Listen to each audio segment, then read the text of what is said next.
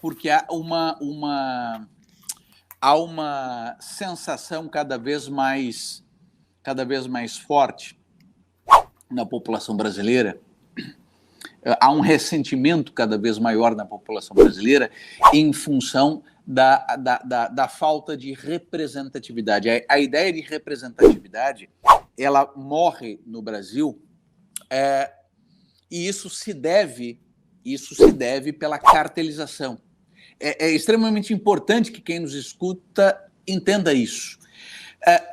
E isso é um debate econômico, na verdade, tá? Porque isso é um debate que se observa nos cartéis. Isso se observa quando é instituído um monopólio. Tá? Todo ente monopolístico, ele, por exemplo, ele tenta maximizar as suas vantagens. Traz para o ambiente político. O que os partidos políticos fazem? Tentam aumentar fundo partidário, tentam aumentar fundo eleitoral, tentam flexibilizar a prestação de contas, tentam impedir regras mais rigorosas para gastos partidários. Tá? Ora, todo ente monopolístico, ele tenta fazer o quê? Ele tenta impedir a competição endógena. O que os partidos políticos fazem? Tornam a legislação para a criação de novos partidos políticos cada vez mais difícil. E aqui vamos abrir um parênteses. Muitas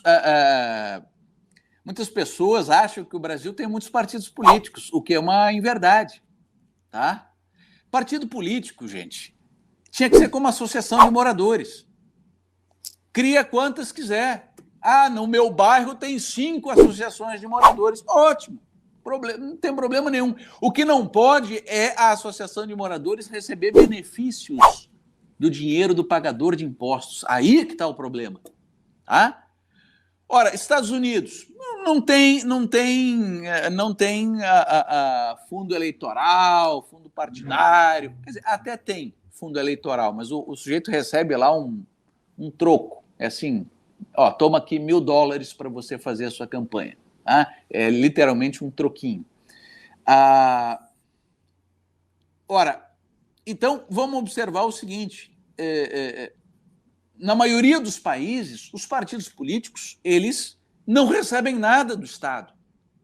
Ele se sustenta com a contribuição dos próprios filiados. Então, se é uma associação que está se sustentando com o dinheiro dos próprios filiados, podem ter tantos partidos políticos quanto os filiados quiserem. Por isso que nos Estados Unidos tem 110, 120 partidos. Na Índia, tá certo que a gente está falando de um país com mais de 1 bilhão de habitantes, né? Mas na Índia existem 1.100 partidos políticos. 1.100 partidos políticos na Índia. Ora, então, o que os entes monopolísticos fazem? Dificultam a competição endógena. Traz isso para a discussão dos partidos políticos brasileiros. Formar um partido político hoje no Brasil é tarefa impossível. Tá? É tarefa impossível.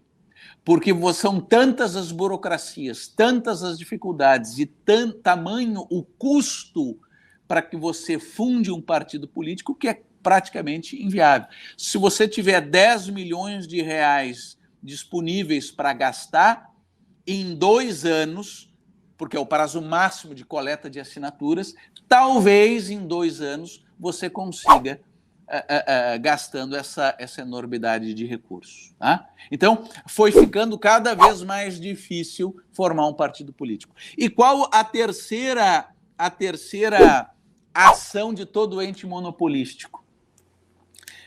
Impedir a competição exógena, a competição que venha de fora, impedir o outsider de entrar. O que acontece no Brasil? O que acontece nos partidos políticos brasileiros? Impede-se a candidatura independente. Então, perceba que por que no Brasil a ideia de representação política apodreceu? Porque nós, lá atrás, colocamos na mão dos caciques políticos o monopólio partidário. E a partir do monopólio partidário, o poder, ao invés de estar na base, ele foi concentrado na cúpula, E aí nós invertemos a lógica, ou seja, é o povo que precisa do partido político e não o partido político que precisa do povo. Quem quer se candidatar é que precisa do partido e não o partido que precisa de candidatos. E isso foi gradativamente, eleição a eleição, apodrecendo o sistema. E num dado momento, nós tivemos a péssima ideia de instituir um financiamento público grotescamente imenso. E então nós juntamos nesta figura do cacique político muito poder e muito dinheiro.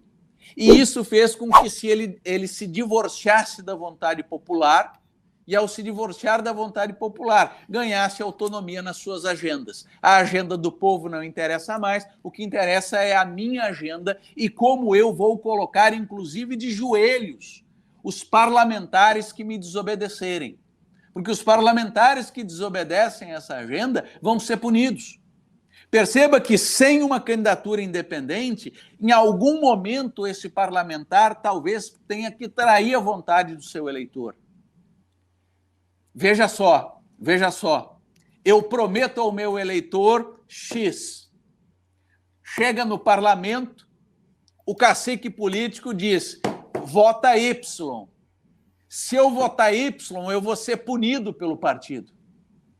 Vou ser destituído de comissões, não vou relatar nenhum projeto, ou seja, tem uma série de sanções. Vai ficar esquecido lá num canto, eu não vou vai ser uma espécie de zero. Eu vou ser uma espécie de zero. Está fora do jogo. Eu estou colocado fora do jogo e posso ser até suspenso pelo partido político. Posso ser até suspenso pelo partido político. Ora, então perceba que num determinado momento eu prometi para a minha base eleitoral que votaria X, e se eu votar X, eu vou simplesmente arruinar o meu mandato e vou ser um pária dentro do parlamento e vou ter que, para não ser punido, votar Y. Olha o dilema.